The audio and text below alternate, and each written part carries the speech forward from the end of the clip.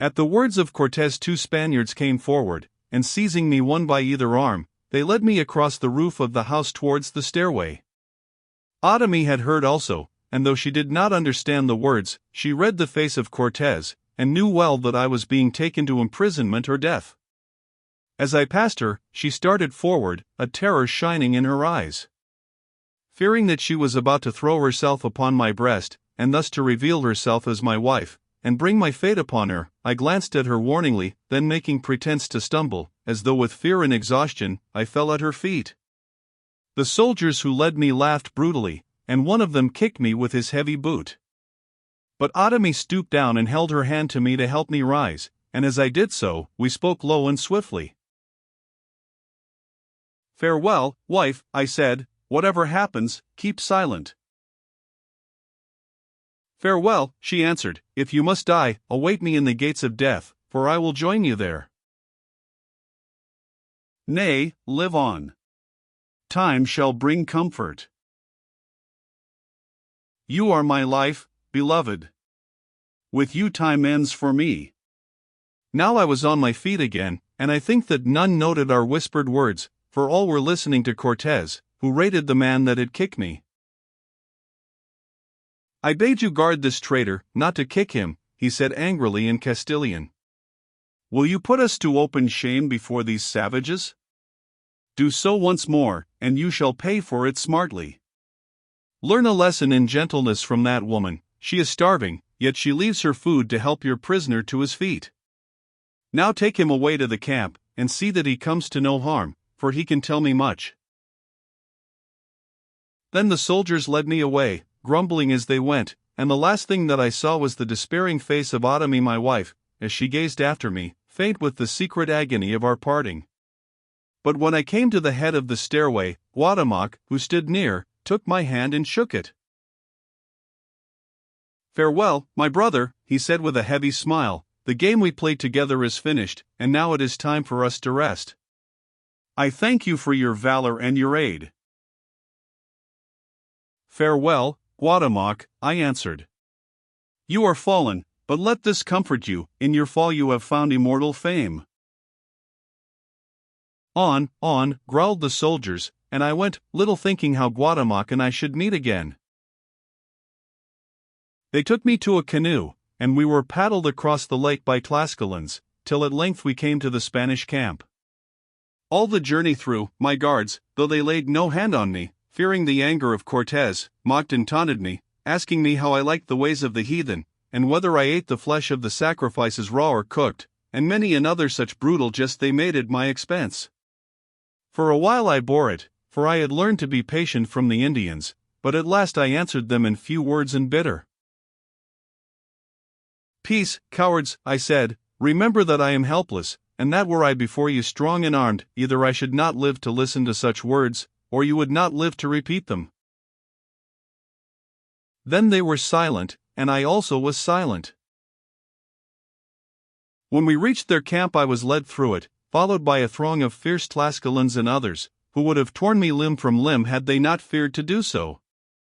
I saw some Spaniards also, but the most of these were so drunk with mezcal, and with joy at the tidings that Tenochtitlan had fallen, and their labors were ended at last, that they took no heed of me.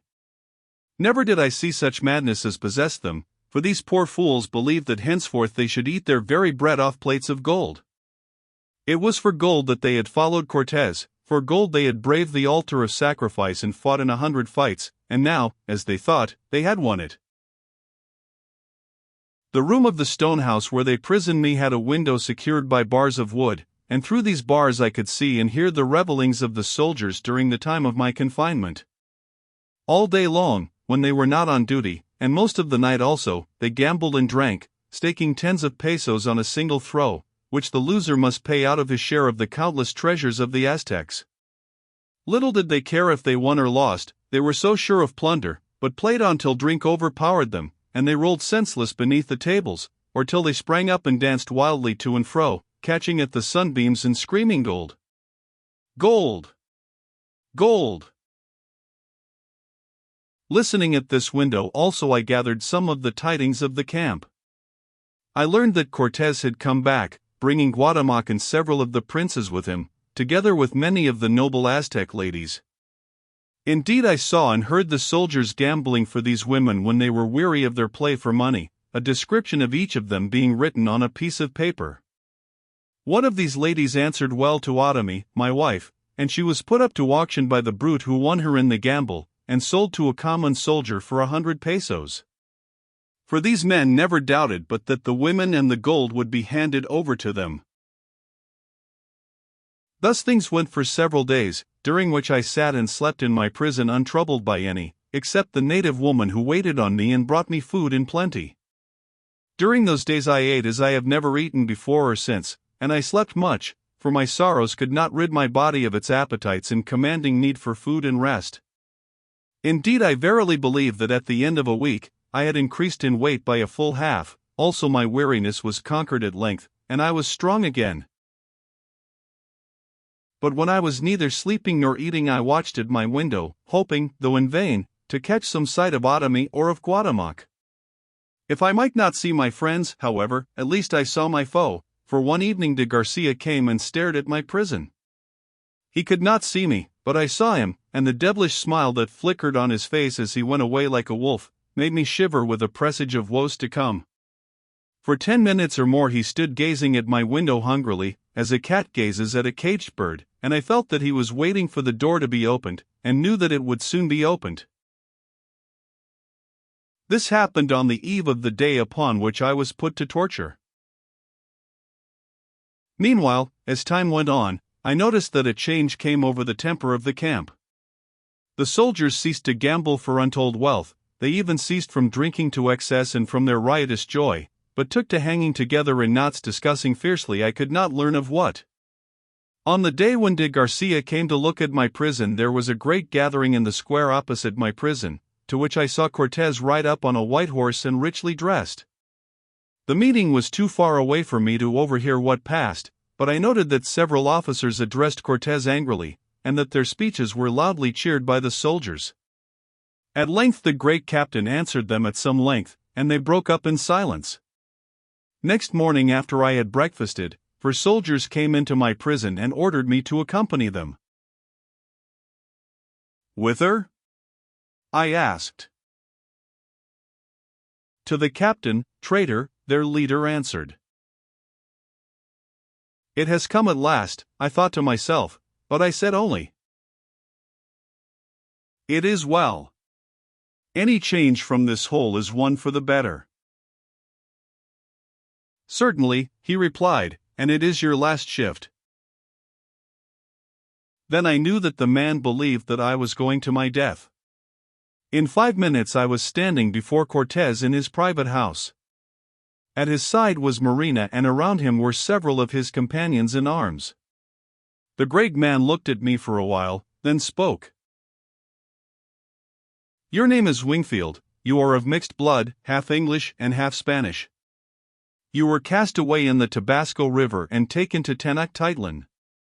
There you were doomed to personate the Aztec god Tezcat, and were rescued by us when we captured the great Teocalli. Subsequently you joined the Aztecs and took part in the attack and slaughter of the Noche Triste. You were afterwards the friend and counselor of Guatemoc, and assisted him in his defense of Tenochtitlan. Is this true, prisoner?" "It is all true, General," I answered. "Good. You are now our prisoner, and had you 1,000 lives, you have forfeited them all because of your treachery to your race and blood. Into the circumstances that led you to commit this horrible treason I cannot enter, the fact remains. You have slain many of the Spaniards and their allies, that is, being in a state of treason you have murdered them. Wingfield, your life is forfeit and I condemn you to die by hanging as a traitor and an apostate." "Then there is nothing more to be said," I answered quietly, though a cold fear froze my blood. "There is something," answered Cortez. "Though your crimes have been so many, I am ready to give you your life and freedom upon a condition. I am ready to do more, to find you a passage to Europe on the first occasion, where you may perchance escape the echoes of your infamy if God is good to you. The condition is this. We have reason to believe that you are acquainted with the hiding place of the gold of Montezuma, which was unlawfully stolen from us on the night of the Noche Triste. Nay, we know that this is so, for you were seen to go with the canoes that were laden with it. Choose now, apostate, between a shameful death and the revealing to us of the secret of this treasure. For a moment I wavered. On the one hand was the loss of honor with life and liberty and the hope of home, on the other a dreadful end. Then I remembered my oath and Otomy, and what she would think of me living or dead, if I did this thing, and I wavered no more. I know nothing of the treasure, General, I answered coldly. Send me to my death. You mean that you will say nothing of it, traitor? Think again.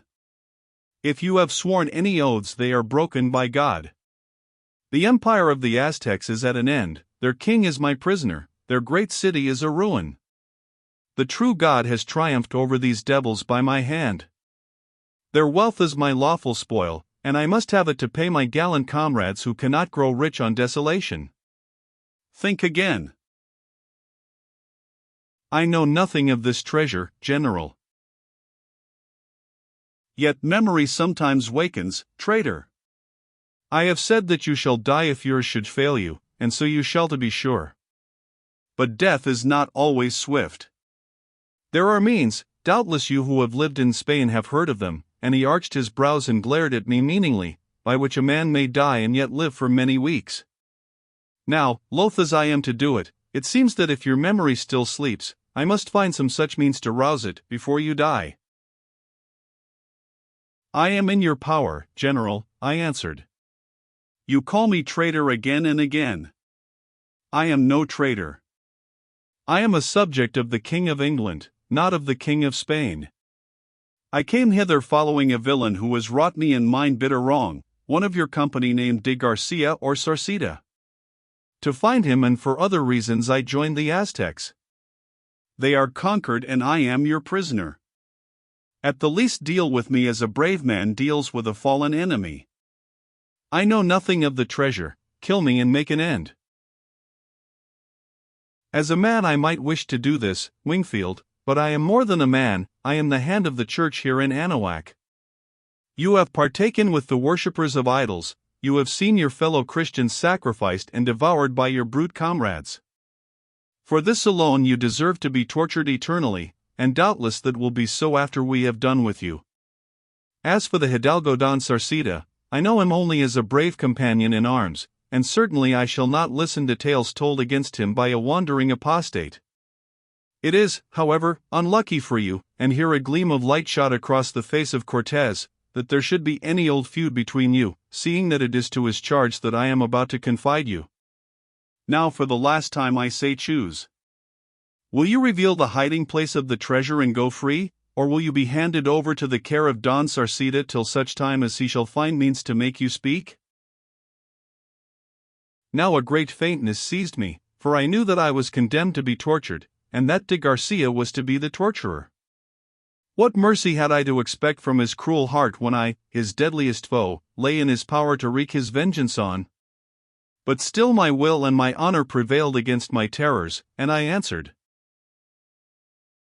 I have told you, General, that I know nothing of this treasure. Do your worst, and may God forgive you for your cruelty.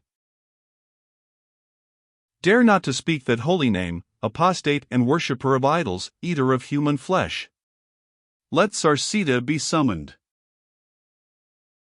A messenger went out, and for a while there was silence. I caught Marina's glance and saw pity in her gentle eyes. But she could not help me here, for Cortez was mad because no gold had been found, and the clamor of the soldiers for reward had worn him out and brought him to this shameful remedy, he who was not cruel by nature. Still she strove to plead for me with him, whispering earnestly in his ear. For a while Cortez listened, then he pushed her from him roughly. Peace, Marina, he said. What, shall I spare this English dog some pangs, when my command, and perchance my very life, hangs upon the finding of the gold? Nay, he knows well where it lies hid, you said it yourself when I would have hung him for a traitor, and certainly he was one of those whom the spy saw go out with it upon the lake. Our friend was with them also, but he came back no more. Doubtless they murdered him. What is this man to you that you should plead for him? Cease to trouble me, Marina, am I not troubled enough already?" And Cortez put his hands to his face and remained lost in thought. As for Marina, she looked at me sadly and sighed as though to say, "I have done my best," and I thanked her with my eyes. Presently there was a sound of footsteps and I looked up to see de Garcia standing before me. Time and hardship had touched him lightly, and the lines of silver in his curling hair and peaked beard did but add dignity to his noble presence. Indeed, when I looked at him in his dark Spanish beauty, his rich garments decked with chains of gold, as he bowed before Cortez hat in hand, I was fain to confess that I had never seen a more gallant cavalier, or one whose aspect gave the lie so wholly to the black heart within. But knowing him for what he was, my very blood quivered with hate at the sight of him, and when I thought of my own impotence and of the errand on which he had come, I ground my teeth and cursed the day that I was born. As for de Garcia, he greeted me with a little cruel smile, then spoke to Cortez. "Your pleasure, General?"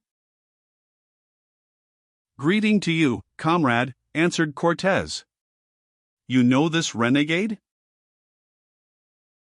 "But too well, General. 3 times he has striven to murder me." "Well, you have escaped and it is your hour now, Sarcita. He says that he has a quarrel with you. What is it?" De Garcia hesitated, stroking his peaked beard, then answered, "I am loath to tell it because it is a tale of error for which I have often sorrowed and done penance. Yet I will speak for fear you should think worse of me than I deserve. This man has some cause to mislike me, since to be frank, when I was younger than I am today and given to the follies of youth, it chanced that in England I met his mother, a beautiful Spanish lady who by ill fortune was wedded to an Englishman, this man's father and a clown of clowns, who maltreated her. I will be short, the lady learned to love me and I worsted her husband in a duel. Hence this traitor's hate of me." I heard and thought that my heart must burst with fury. To all his wickedness and offenses against me, de Garcia now had added slander of my dead mother's honor. "You lie, murderer," I gasped, tearing at the ropes that bound me. "I must ask you to protect me from such insult, General," de Garcia answered coldly. "Were the prisoner worthy of my sword, I would ask further that his bonds should be loosed for a little space, but my honor would be tarnished forever were I to fight with such as he." "Dare to speak thus once more to a gentleman of Spain," said Cortez coldly, "and, you heathen dog, your tongue shall be dragged from you with red-hot pincers. For you, Sarcita, I thank you for your confidence. If you have no worse crime than a love affair upon your soul, I think that our good chaplain Olmedo will frank you through the purgatorial fires. But we waste words and time. This man has the secret of the treasure of Guatemoc and of Montezuma. If Guatemoc and his nobles will not tell it, he at least may be forced to speak, for the torments that an Indian can endure without a groan will soon bring truth bubbling from the lips of this white heathen. Take him, Sarcita, and hearken, let him be your especial care. First let him suffer with the others, and afterwards, should he prove obdurate, alone. The method I leave to you. Should he confess, summon me." "Pardon me, General, but this is no task for an hidalgo of Spain. I have been more wont to pierce my enemies with the sword than to tear them with pincers," said de Garcia, but as he spoke I saw a gleam of triumph shine in his black eyes, and heard the ring of triumph through the mock anger of his voice. "I know it, comrade. But this must be done, though I hate it, it must be done, there is no other way. The gold is necessary to me, by the Mother of God. The knaves say that I have stolen it, and I doubt these stubborn Indian dogs will ever speak, however great their agony. This man knows and I give him over to you because you are acquainted with his wickedness, and that knowledge will steel your heart against all pity. Spare not, comrade, remember that he must be forced to speak." "It is your command, Cortez, and I will obey it, though I love the task little, with one proviso, however, that you give me your warrant in writing." It shall be made out at once, answered the general. And now away with him. Where to? To the prison that he has left. All is ready, and there he will find his comrades.